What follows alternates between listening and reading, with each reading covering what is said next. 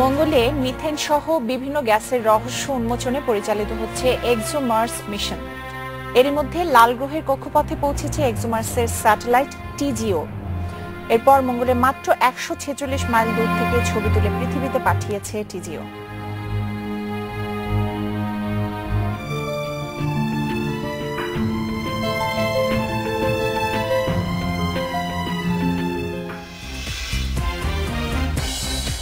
এক ঘন্টা আপনাদের সঙ্গে আছে আমি খালেদ মহিউদ্দিন। সবশেষে খবর, আলোচনা, বিশ্লেষণ নিয়ে থাকছি আমি কাজী মোহন। খেলার মাঠের হার জিত এবং আনন্দ বেদনার সবশেষ খবর জানাচ্ছি আমি রুবাইদ ইফতেখার।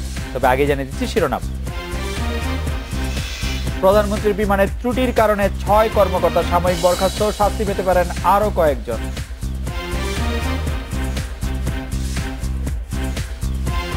আয়কর রিটার্ন দেয়া যাবে মধ্যরাত পর্যন্ত, নিবন্ধিত করদাতা ২৫ লাখ ছাড়ানোর আশা রাজস্ব বোর্ডের।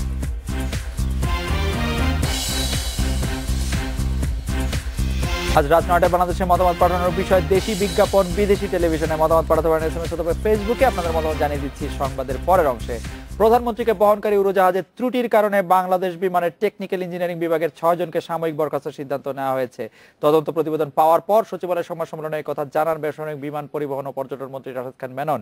শাস্তির আওতায় আরও কয়েকজন কর্মকর্তা আসতে পারেন বলে জানিয়েছেন মন্ত্রী।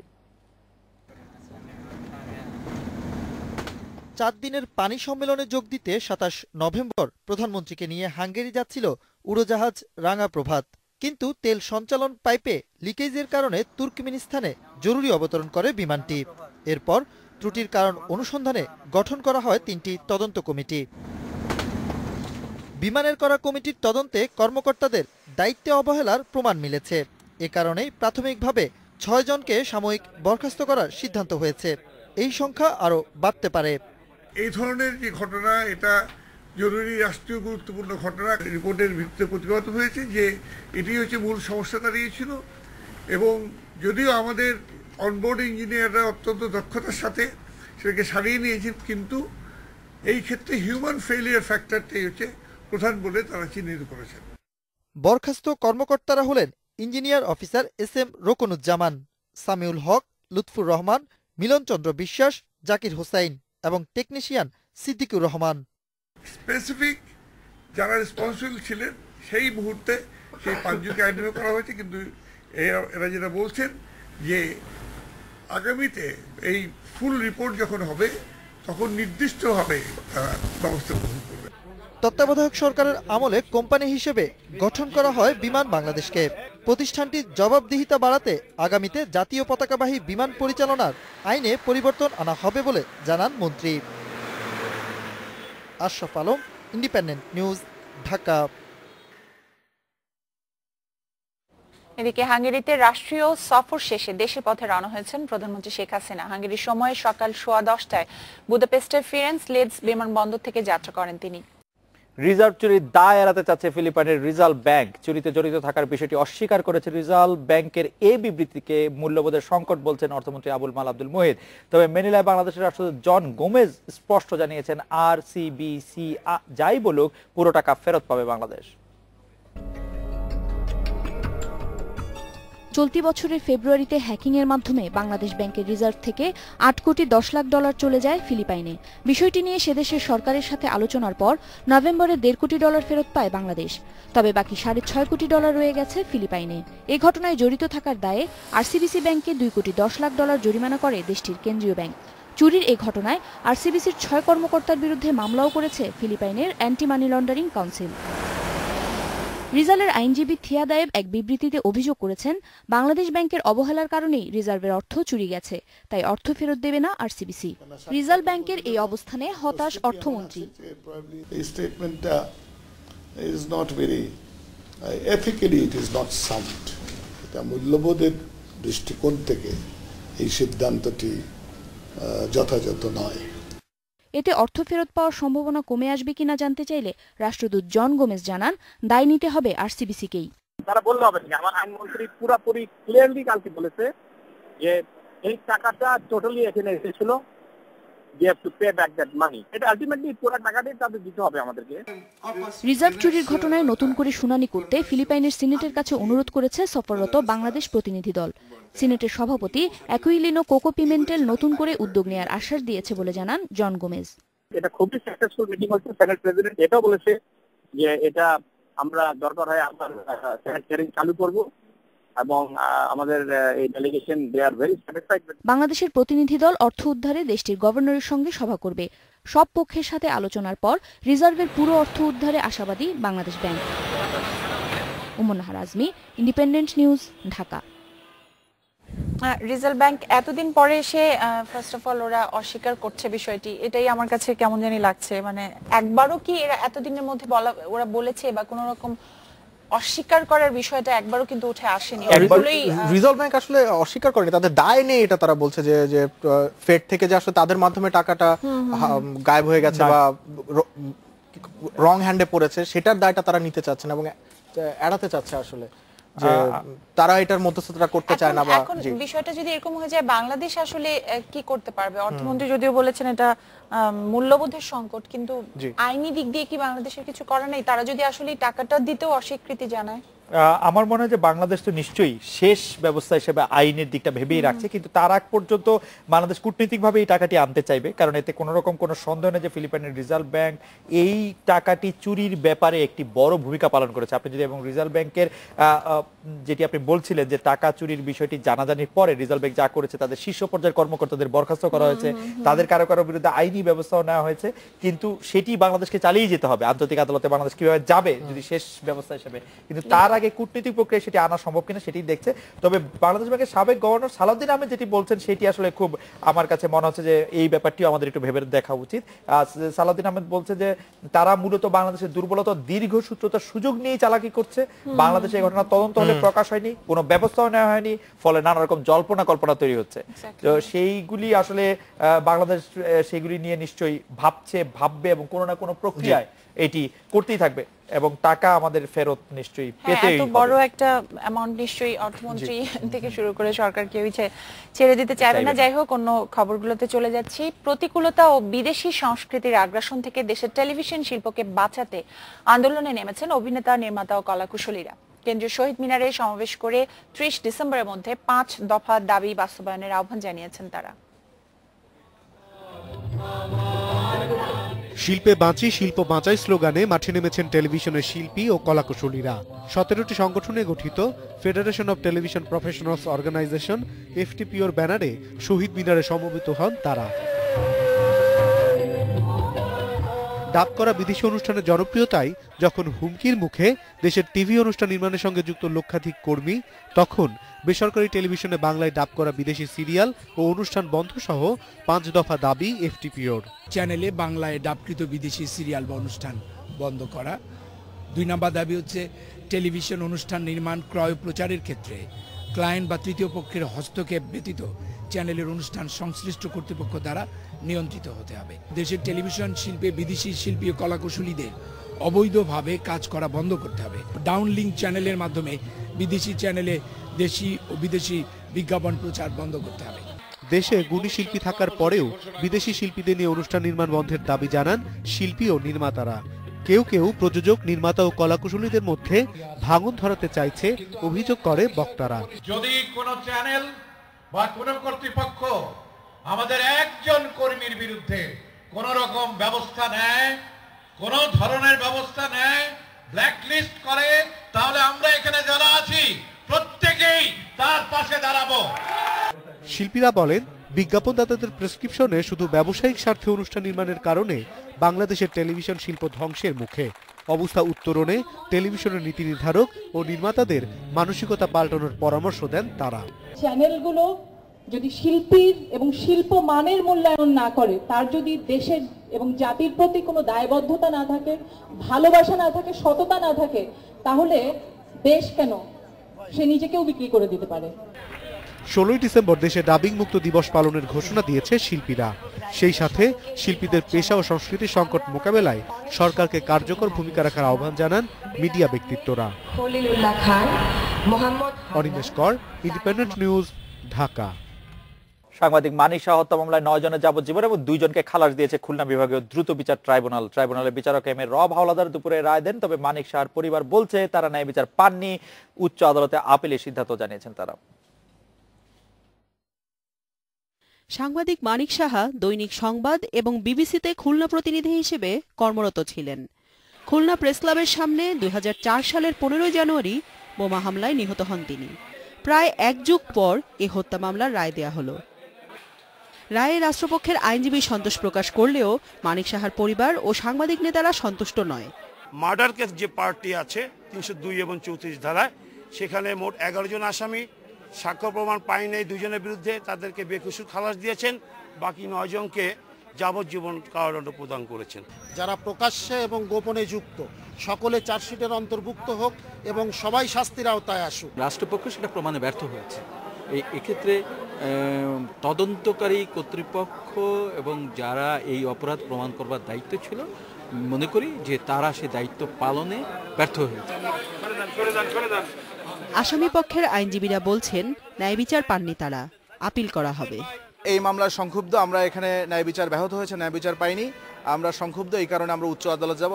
আমরা বিশ্বাস করি যে উচ্চ আদালতে আমরা অবশ্যই ন্যায় বিচার পাবো। হত্যা মামলায় সাজাপ্রাপ্ত আসামিদের মধ্যে 4 জন কারাবন্দী আর 5 জন পলাতক। আর বিস্ফোরক মামলায় সাক্ষী না থাকায় সব আসামিকে খালাস দিয়েছে ট্রাইব্যুনাল। Independent news desk. এবার একটি বিরতি নিচ্ছে।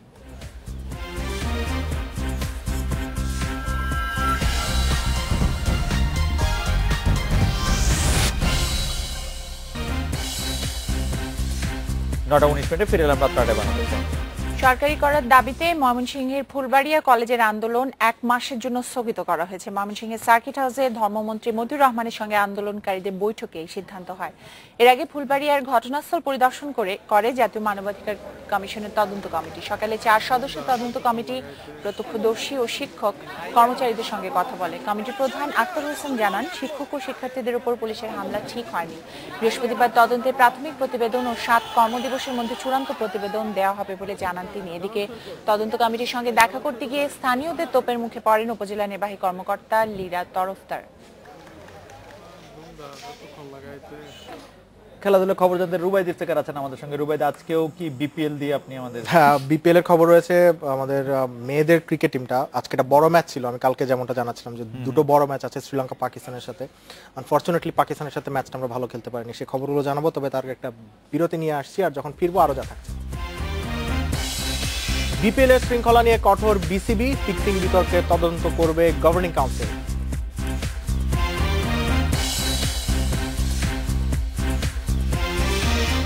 চাপেকোয়েন্সের জন্য এক ফুটবল বিশ্ব পালন করা হচ্ছে 3 দিনের রাষ্ট্রীয় শোক।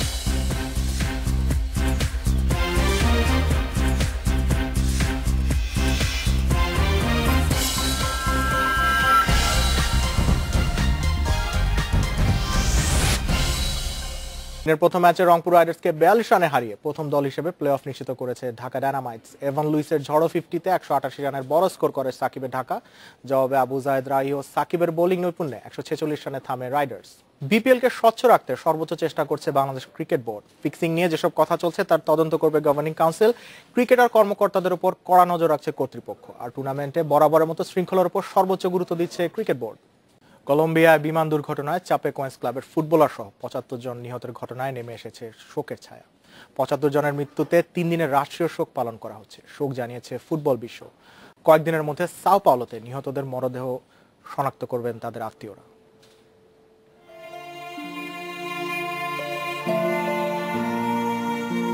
বিমান দুর্ঘটনার মধ্য দিয়ে সমাপ্তি ঘটল একটি রূপকথার। বিবিসির ব্রাজিল ভাষা বিভাগের ফার্নান্দো দুয়ার্তা জানান, তাদের গল্প অসামান্য একটি রূপকথা।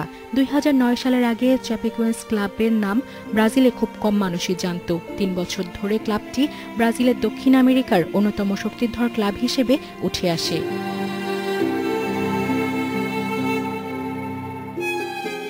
2014 সালে এসে চাপেকোয়েন্স দক্ষিণ আমেরিকার সবচেয়ে সম্মানজনক ক্লাব টুর্নামেন্ট কোপা সুদামেরিকানা কাপের ফাইনালে ওঠে। স্থানীয় সময় বুধবার কলম্বিয়ায় দক্ষিণ আমেরিকার দ্বিতীয় শীর্ষ ক্লাব টুর্নামেন্ট খেলার কথা ছিল ক্লাবটির। দুর্ঘটনার কবল থেকে বেঁচে যান ডিফেন্ডার অ্যালেন রাচেল, 2 গোলকিপার ও ফিজিও। মর্মান্তিক এই দুর্ঘটনায় শোক প্রকাশ করেছেন ব্রাজিলের প্রেসিডেন্ট মিশেল তেমের। Eu quero mais uma vez lamentar o infausto acontecimento. চ্যাপেকোয়েন্স দলের ফুটবলার নিহত হওয়ার ঘটনা খুবই বেদনাদায়ক। এ সময় নিহতদের জন্য প্রার্থনা করার পাশাপাশি তাদের পরিবারের পাশে দাঁড়াতে পারি। Esta equipe de futebol lá de Chapecó. এদিকে ফুটবল বিশ্বেও নেমে এসেছে শোকের ছায়া। ক্লাবটির হাজার হাজার ভক্ত জার্সি জড়িয়ে মাঠে জড়ো হয়েছেন। কিংবদন্তি ফুটবলার পেলে, ফিফা প্রেসিডেন্ট জিয়ান্নি ইনফান্তিনো ও ক্লাবটির ভাইস প্রেসিডেন্ট আইভান তোর্জো দিনটিকে ফুটবলের জন্য শোকের দিন বলেছেন।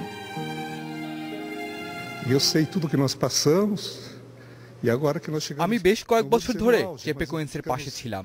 কি হারিয়েছি তা ভাষায় প্রকাশ করতে পারবো না। এই শূন্যতা পূরণ করা অনেক কঠিন। সবাইকে ঈশ্বরের উপর ভরসা রাখতে হবে। বার্সেলোনা তারকা লিওনেল মেসি ও নেইমার ম্যানচেস্টার ইউনাইটেডের ওয়েন রুনি নিহত খেলোয়াড়দের প্রতি সম্মান জানিয়েছেন। সায়রা খান, ইন্ডিপেন্ডেন্ট নিউজ। এই ছিল আমার কাছে খেলাধুলার সবশেষ আপডেট। অন্যান্য কিছু খবর জানাচ্ছেন মহুয়া এবং খালেদ। রুবাইদ, আপনাকে ধন্যবাদ। এবার ব্যক্তি শ্রেণীর নিবন্ধিত করদাতার সংখ্যা 25 লাখ ছাড়ানোর আশা করছে জাতীয় রাজস্ব বোর্ডের চেয়ারম্যান নজিবুর রহমান। রিটার্ন জমার শেষ দিন আজ মধ্যরাত পর্যন্ত আয়কর বিবরণী জমা নেবে এনবিআর। এদিকে অতিরিক্ত চাপে রিটার্ন জমার শেষ দিনেও আটকে গেছে জাতীয় রাজস্ব বোর্ডের ইটিআইএন সার্ভার। এতে ভোগান্তিতে পড়েন করদাতারা। ব্যক্তি শ্রেণীর আয়কর রিটার্ন জমা দেওয়ার শেষ দিনে কর অফিসে উপচে পড়া ভিড়। পেরোল ট্যাক্সের কারণে এবার অনেক সরকারি কর্মকর্তা কর্মচারী আয়করের আওতায় এসেছেন। বাড়তি চাপের কারণে সেবা দিতে বেগ পেতে হয় কর্মকর্তাদেরও। অনেক রিটার্ন করতেছে, আমরা কোনোভাবে নিতেছি, সবাই কোনোভাবে রিটার্ন দিতেছে। কর জমা নিতে সংশ্লিষ্ট এলাকায় রাত 8টা পর্যন্ত ব্যাংক খোলা রাখার নির্দেশও জারি করে বাংলাদেশ ব্যাংক। বাড়তি চাপে শেষ মুহূর্তেও ইটিআইএন সার্ভারে ঝামেলা দেখা দেয়। এতে ভোগান্তিতে পড়েন করদাতারা। এখানে আমরা 10টার সময় আসছি, কিন্তু প্রচুর লোকের জন্য, ভিড়ের জন্য কোনো কিছু করতে পারতেছি না। অনেক চেষ্টা করেও টিন নাম্বার পাচ্ছি না। প্রচন্ড ভিড়, ভিজে মাঝে ইনশাআল্লাহ যেতে পারছে, ভালোভাবে হয়েছে, কোনো সমস্যা হয়নি। বিগত 3 দিন থেকে ঘুরতেছি কিভাবে কি করতে হয়, ওই হেল্পলাইনে খোঁজ নিয়েছি। তারপরে আমার তো টিন নাম্বার নেই, সার্ভারও ডাউন। এনবিআর চেয়ারম্যান জানিয়েছেন, রিটার্ন জমা দেওয়ার প্রক্রিয়া আরও সহজ করার চেষ্টা চলছে। এবছর নিবন্ধিত করদাতার সংখ্যা 25 লাখ ছাড়িয়ে যাবে বলেও জানান তিনি।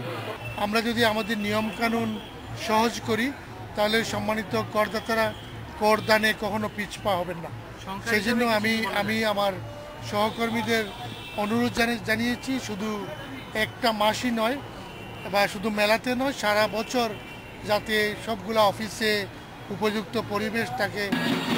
এর আগে জাতীয় আয়কর দিবস উদ্বোধন করেন এনবিআর চেয়ারম্যান। এ উপলক্ষে বর্ণিল শোভাযাত্রা বের করে রাজস্ব বোর্ড।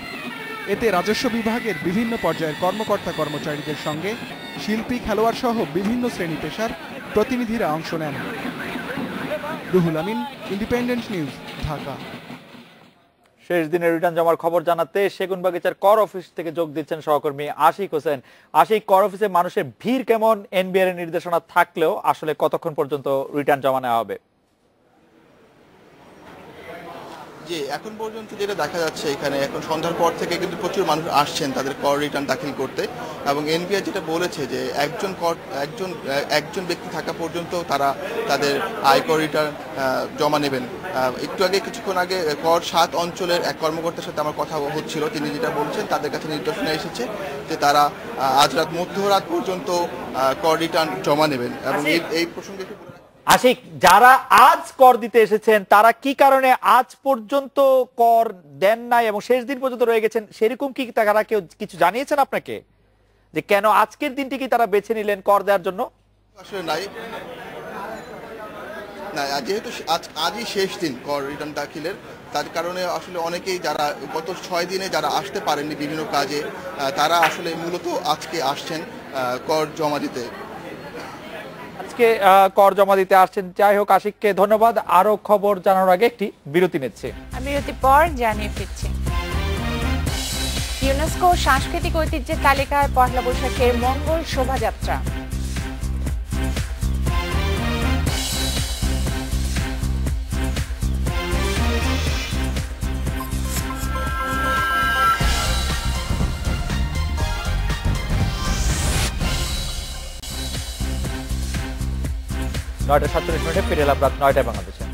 পহেলা বৈশাখের মঙ্গল শোভাযাত্রা স্থান পেয়েছে ইউনেস্কোর সাংস্কৃতিক ঐতিহ্যের তালিকায়। সংবাদ বিজ্ঞপ্তিতে এই তথ্য নিশ্চিত করেছে পররাষ্ট্র মন্ত্রণালয় ও ইউনেস্কো। এটি বাংলাদেশের প্রথম সাংস্কৃতিক আয়োজন যা স্থান পেল ইউনেস্কোর ঐতিহ্যের তালিকায়।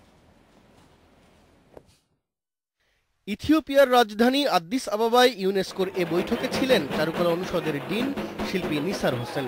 সেখান থেকেই এলো সুখবর।